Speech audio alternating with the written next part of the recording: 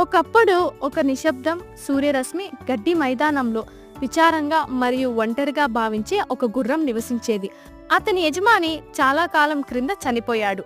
ఇప్పుడు గుర్రం తన రోజులు కంచెవేసిన పొలంలో లక్ష్యం లేకుండా తిరుగుతూ గడిపేది.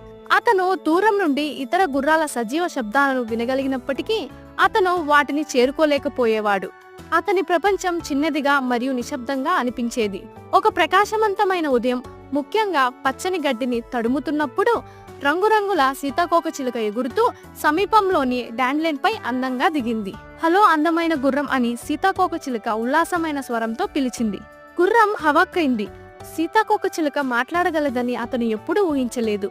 ఉద్వేగానికి లోనైన అతను తన బాధలను పంచుకోవడం ప్రారంభించాడు. చూడండి సీతాకోకచిలుక, నేను చాలా ఒంటరిగా ఉన్నాను అని గుర్రం చెప్పింది.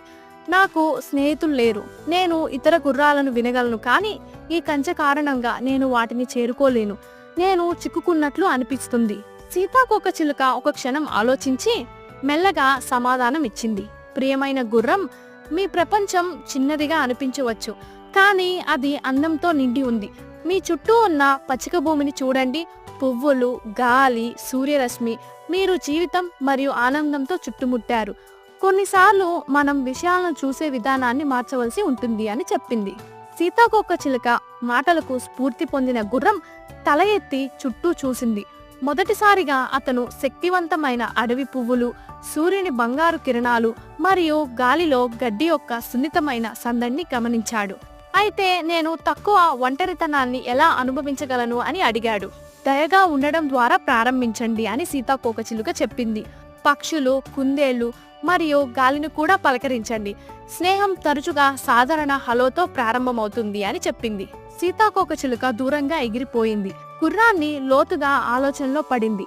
మరుసటి రోజు అతను కొత్తదాన్ని ప్రయత్నించాడు. ఒక పక్షి కంచెపై కూర్చున్నప్పుడు గుర్రం దానిని ఆప్యాయంగా పలకరించింది. అతని ఆశ్చర్యానికి పక్షి కిచకిచా తిరిగింది. తరువాత గుర్రం గడ్డి మైదానంలో జంతువులతో స్నేహం చేయడం ప్రారంభించాడు. మరియు ఒకప్పుడు జైలులా భావించిన మైదానం ఇప్పుడు ఆనందం మరియు అనుభవంతో సజీవంగా ఉంది. ఆ రోజు నుండి గుర్రం మళ్ళీ ఒంటరిగా లేదు. అతను తన చుట్టూ ఉన్న చిన్న విషయాలలో అందం మరియు సాంగత్యాన్ని కనుగొనడం నేర్చుకున్నాడు.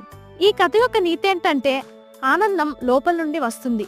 మనం ఉన్న చోట ఆనందాన్ని పంచడంపై దృష్టి పెడితే ఎలాంటి పరిస్థితినైనా అందమైన అనుభూతిగా మార్చుకోవచ్చు.